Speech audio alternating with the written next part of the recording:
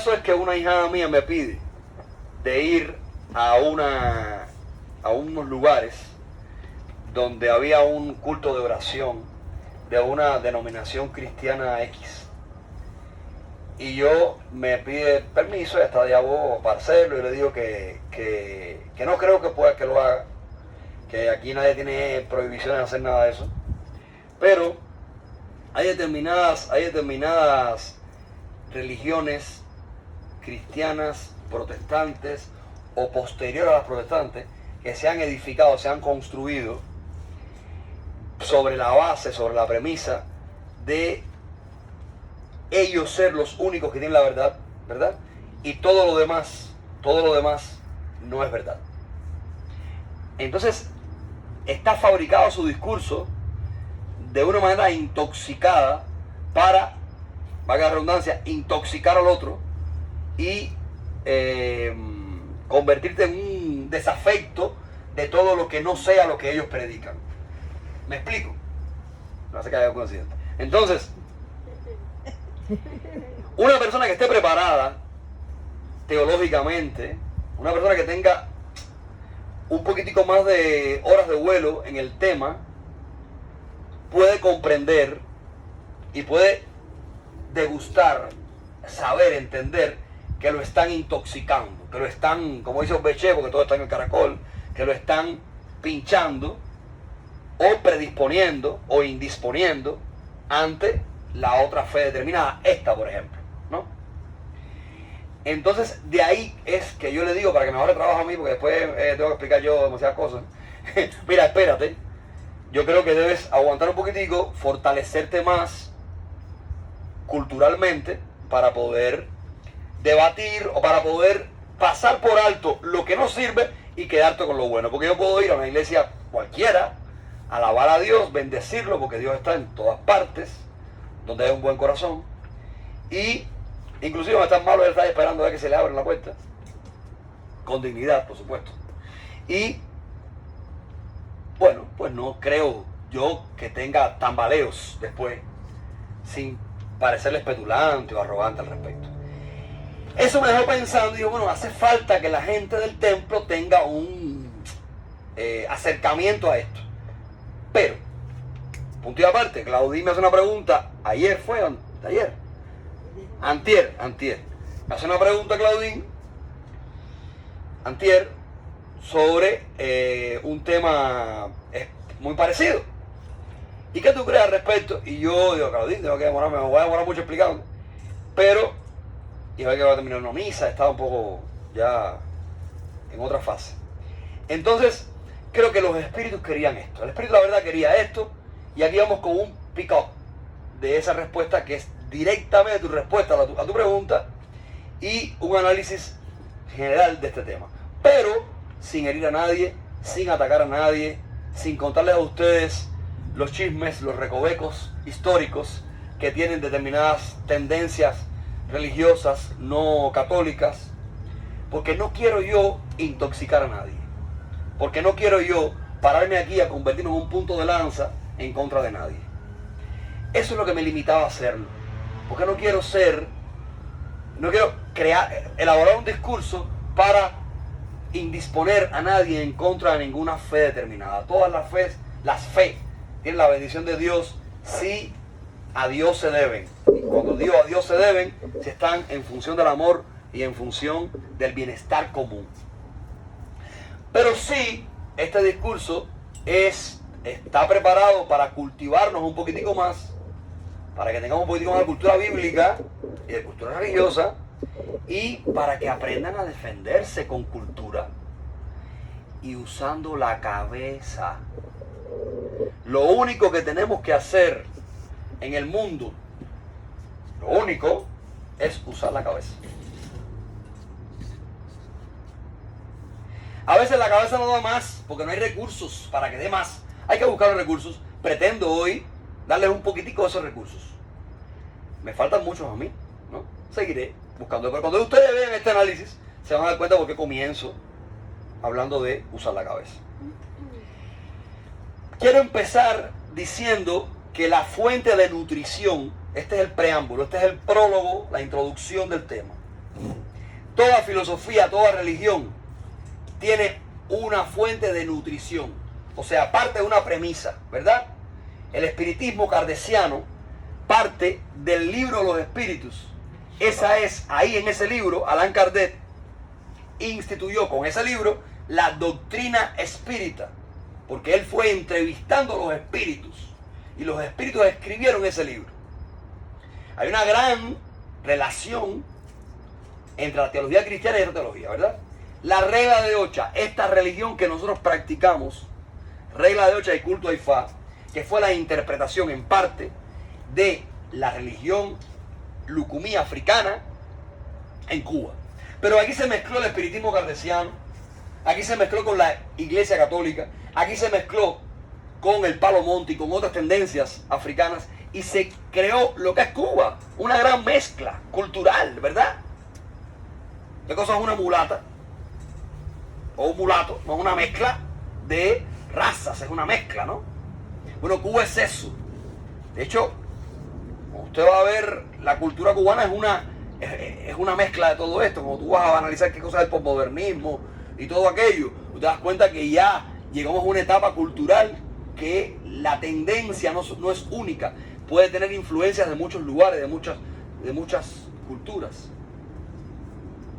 Yo creo que esta fe nuestra se enriqueció. Yo creo que es un regalo de Dios que esté todo mezclado. Es un regalo divino.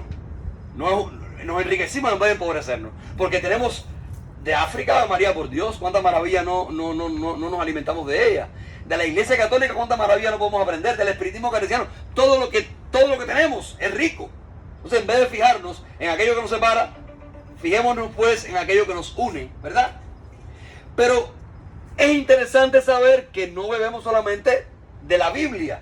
La iglesia cristiana se alimenta de la Biblia. Solamente la Biblia. Nosotros de muchas más culturas y de muchas más premisas, no solo de la Biblia.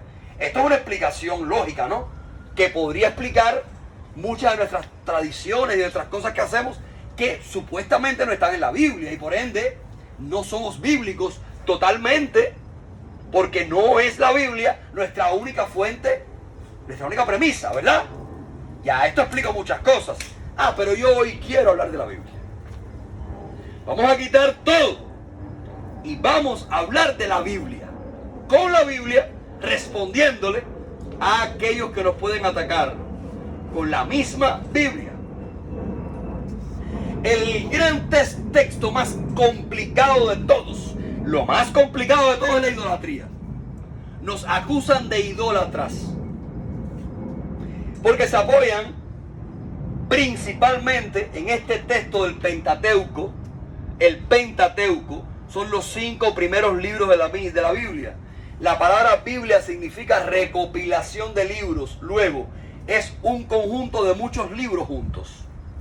Esta recopilación de libros, Biblia, significa libritos o libros, son 72 o 75 en su defecto, por cosas que no voy a explicar ahora porque es muy largo, Antiguo Testamento, y 25 o 27 Nuevo Testamento, ¿verdad?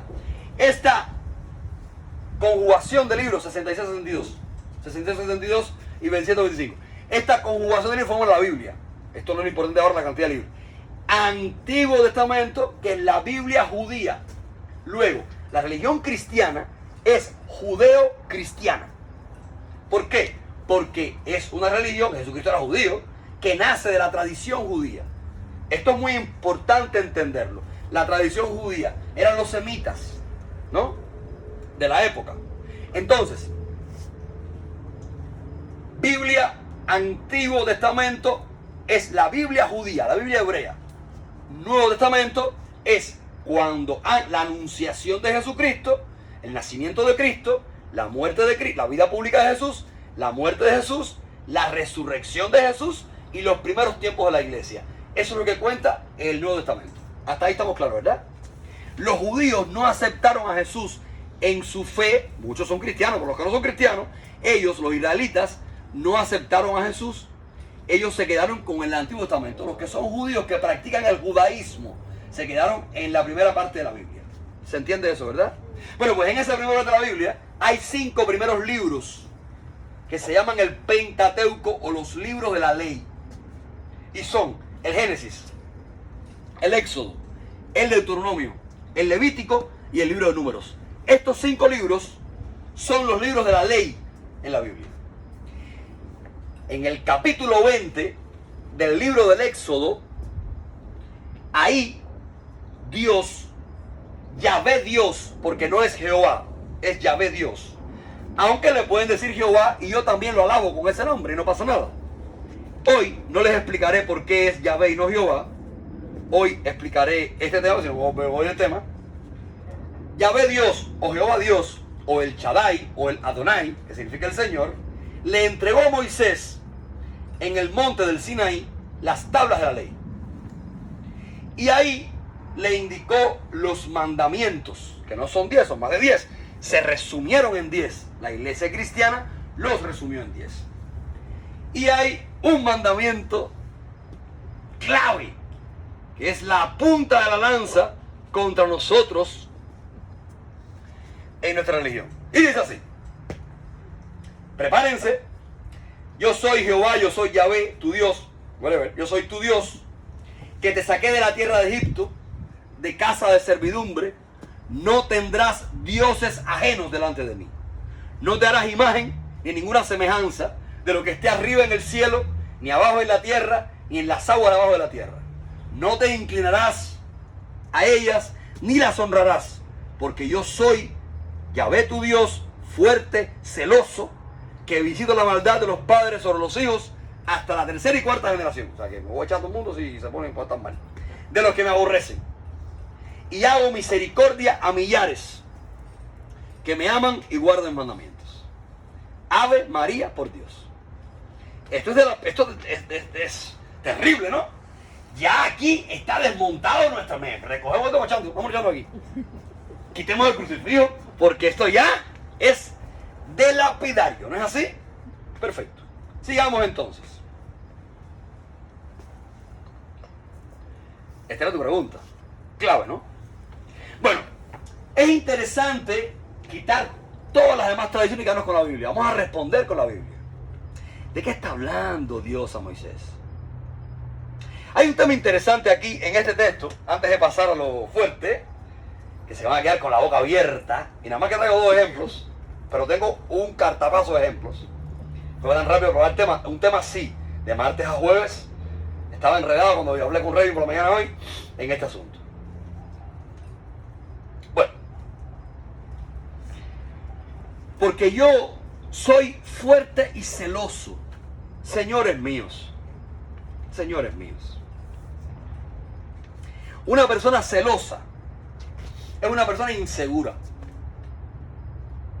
Es una persona imperfecta.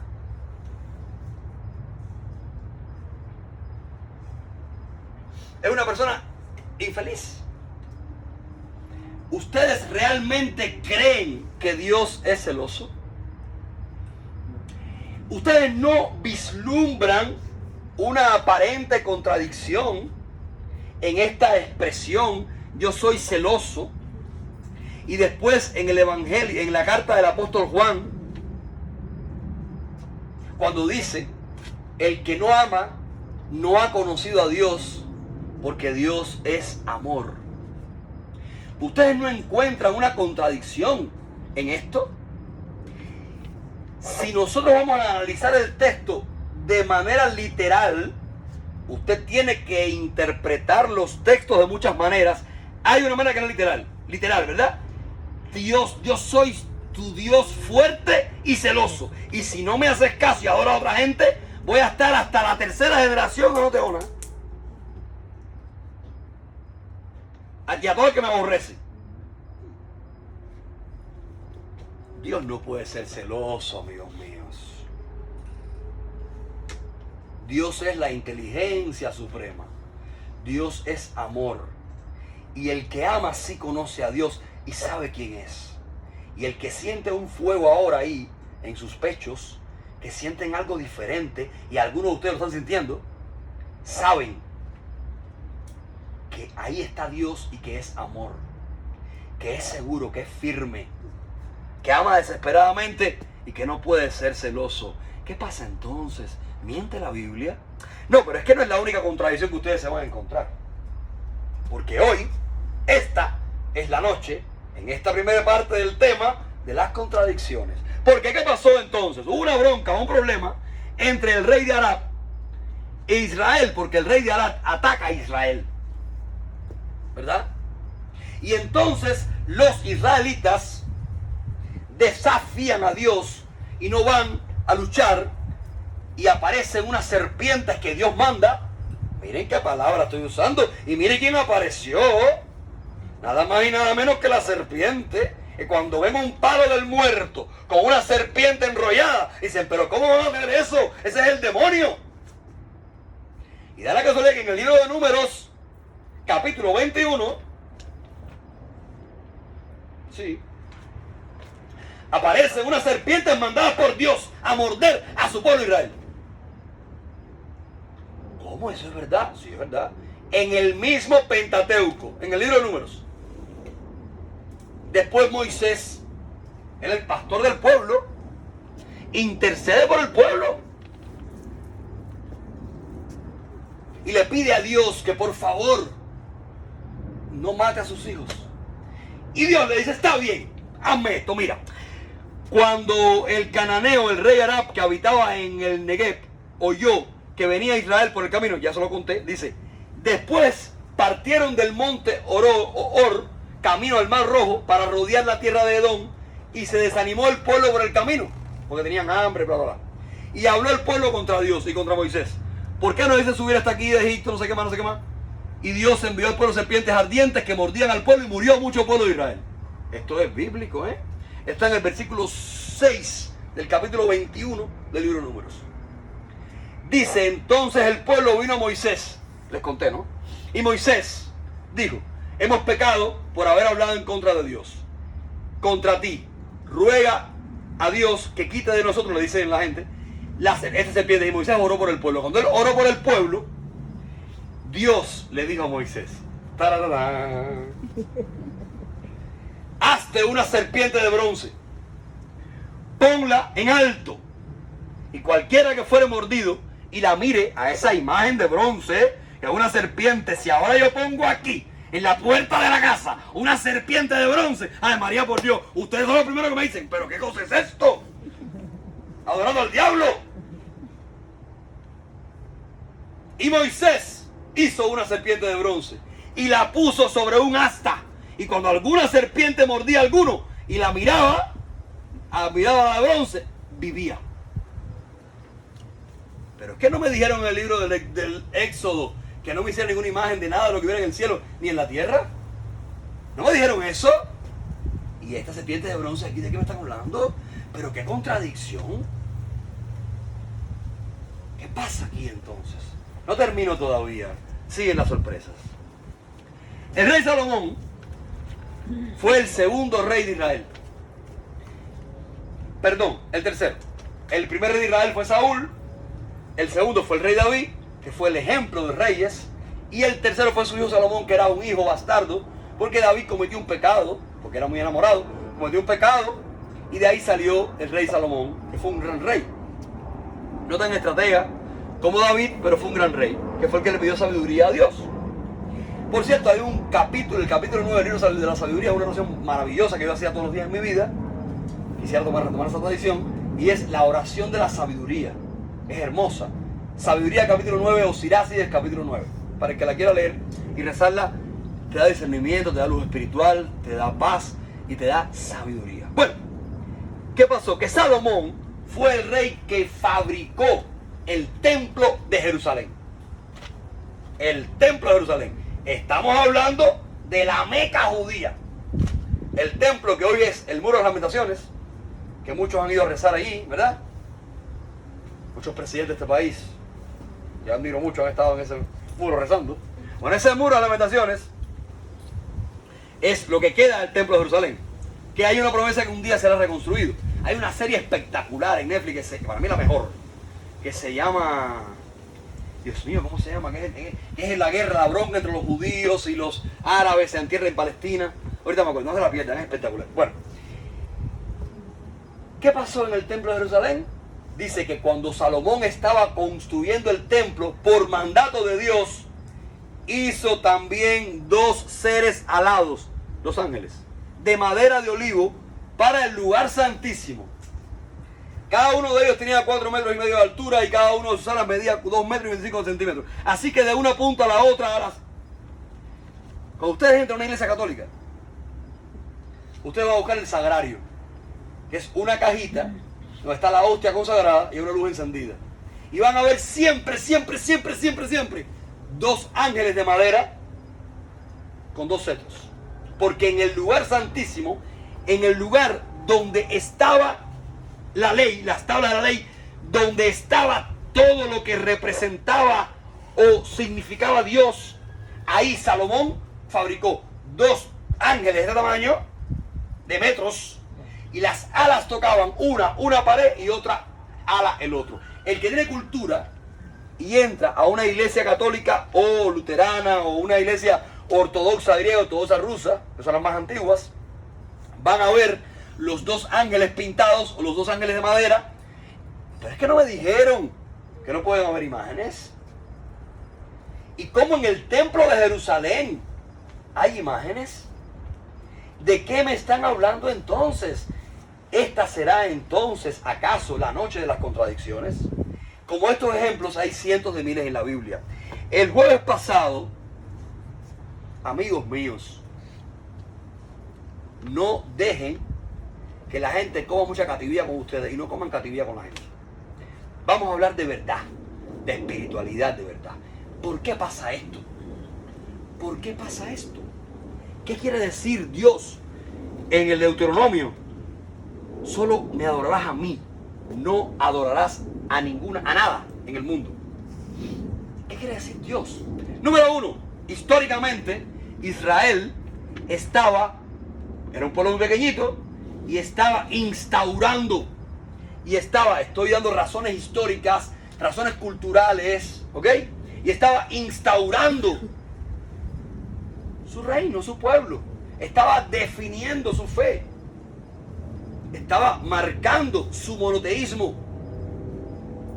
¿Verdad? Quita ahora razones históricas, culturales, que son muchas. ¿Qué quiere decir esto? El otro día hablábamos de los 7 pecados capitales, ¿verdad? Hay mujeres que ponen en el lugar de Dios a su marido y se frustran porque ningún marido de nadie es Dios. Hay maridos que ponen a su mujer en el lugar de Dios y se frustran porque adoran a quien no tienen que adorar. Hay gente que pone la lujuria, hay gente que pone la comida, hay gente... No, señores, todos nosotros nos pasamos la vida constantemente sustituyendo el lugar de Dios. Señores, el que crea que yo creo que en una foto o que en un pedazo de palo hay algo, tiene que ir a verse la cabeza. No significa la imagen visual, significa que usted ponga en su corazón, su corazón en manos de alguien o de algo que no es eterno, en manos de alguien o de algo que no dura toda la vida, en manos de algo o de alguien que no es la fuente inagotable y absoluta de amor. Significa eso este texto, señores, y todos los textos que se refieran a esto. Adorar a quien no merece adoración, adorar a quien no nació para ser adorado, adorar, poner tu vida, poner tus esperanzas, poner todo tu ser en manos de algo o de alguien que no es eterno, es perder el tiempo. Es castigarte tú mismo. Es condenarte tú mismo. Señores, es muy sencillo. Los occidentales somos muy apegados a la familia. Un día alguien tiene que morirse. Un día se acaba el amor, señores. Un día el esposo o la esposa partieron y tenemos que tener la capacidad de decir, ya partiste, tú no eres Dios. Yo tengo que dejar que continúes tu camino. Esto duele mucho, pero esto es verdad, señores. Y eso dice este texto, y este es en el mejor de los casos. Hay casos peores. Se acabó la relación y esa mujer quiere matarse. O sea, se da candela. El otro día atendí a una persona en ese caso. o se suicida el hombre porque no tiene esperanza en más nadie que en esa persona específica. Y es que no entendió ni ha entendido nada. Tal vez tampoco yo lo he entendido, pero se trata de esto, porque usted puso toda la esperanza en ese mortal que no es Dios. Se trata de esto, de idolatría. Esto es idolatría. Dios mío, te acaba el alcohol, te acaba la droga, te acaba con la vida. Y tú no acabas de entender que has puesto tu supuesta alegría en manos de lo que no es la alegría. Eso es idolatría. ¿Cuánta comedura de basura vamos a estar con una imagen de la Virgen María? Que a lo mejor es precioso porque además es arte. ¡Qué bobería! La idolatría es más seria. ¿Cuántas personas religiosas, no voy a decir de qué denominación, tienen al Dios dinero? Y no tienen una imagen en el templo, no tienen un changó tan lindo como son mi Dada, ni nada de eso, pero tienen al Dios dinero. No se bajan de una Land Rover, que bien, ¿no? No puede. ¿De qué estamos hablando entonces? ¿De qué estamos hablando entonces? El orgullo, la vanidad, es otro Dios. Todos esos pecados capitales que hablamos el jueves pasado son dioses para el mundo. Y muchos más. Señores, es sencillo. No adores a nada que esté en la tierra, ni a nada que esté en el cielo. Adórame a mí, que soy lo eterno. Camina hacia mí, avanza hacia mí, que soy la fuente de amor inagotable. Ese es el mensaje. Y la misma Biblia es tan sabia que en innumerables momentos hay imágenes, pero es que en el templo de Jerusalén, en la Meca de la Meca, habían imágenes. No se trata de eso. No se trata de eso. Hay que ser muy, digo yo, para las personas que lo creen, de verdad, hay que ser muy pobre, intelectualmente hablando, para creer que Juan Pablo II, a mí este papa no me gusta mucho, que Juan Pablo II, que para mí es mi papa, un hombre sublime, lleno de Dios, por ejemplo, no digo que este no lo esté, vamos a tener escondido, muy lleno, eso estoy siendo sarcástico, para bromear, y despertarlo un poquitico. Que Juan Pablo II, por ejemplo, un hombre lleno de Dios, lleno de verdad, pudiera estar cayendo en el pecado de la idolatría porque estuviera echando el incienso a la Virgen de la Asunción. Eso es una tontería creer eso, señores, un hombre como Juan Pablo II. O sea, es un insulto a la inteligencia. No sé si me explico. Está clara la idolatría, señores. Está clara. Está claro. Pero vamos a ir entonces a la fe nuestra. Qué grandes los africanos, señores. Qué grandes los africanos. Para los que tienen santo hecho, el santo no está dentro de la sobera, ni está en los elementos que ahí están.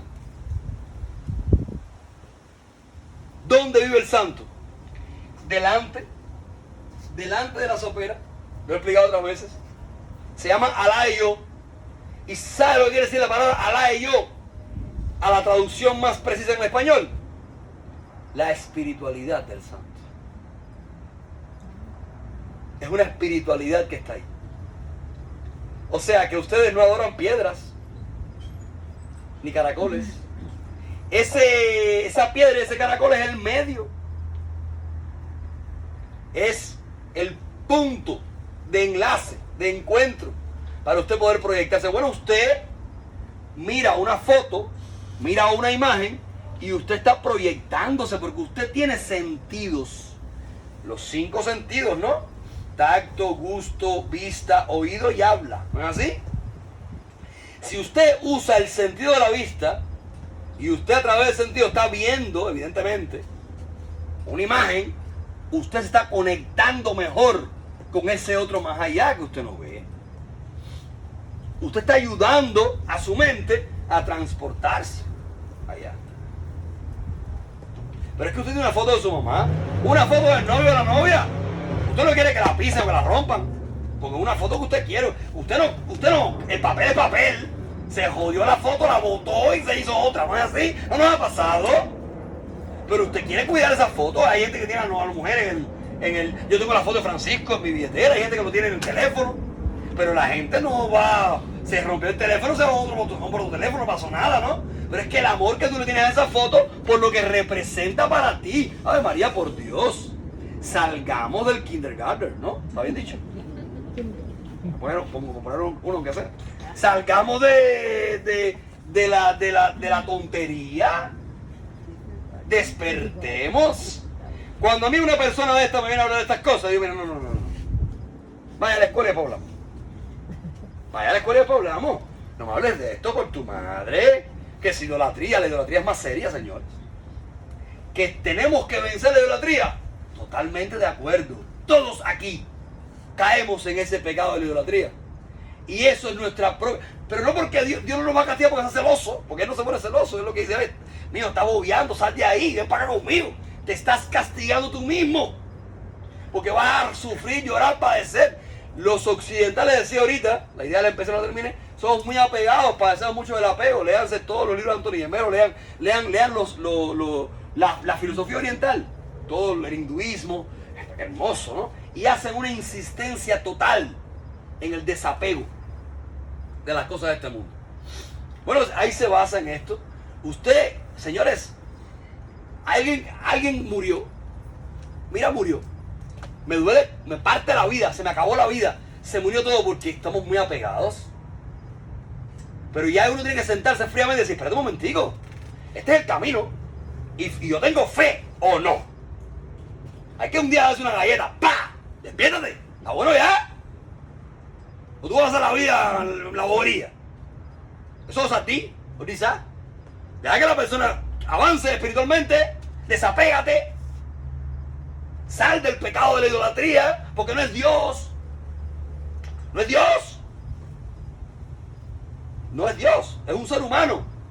Lleno de luz, de amor, que te dio todo lo lindo que te puede dar en la vida. Que tú compartiste eso, pero llegó la hora de partir. Y hay una hora de que partir. Esto, repetí ahorita que es el mejor de los casos. Bueno, liberémonos, ¿sí? Del pecado de la idolatría, entendiendo bien a qué se refiere la Biblia, y cultivémonos. Complacida. ¿En serio? Hay otro tema que no va a ser público, se lo va a pasar por privado, porque no quiero construir un discurso atacando a nadie, pero hay mucho de ese tema, mucho. Mándamelo para mandarlo para allá. No, te quedas tu cuerpo para tu consumo, no hace falta. Que Dios les bendiga mucho y espero que les haya servido de provecho y que yo no me haya demorado tanto. No me demore tanto, ¿no, mantequilla? No. Dios les bendiga.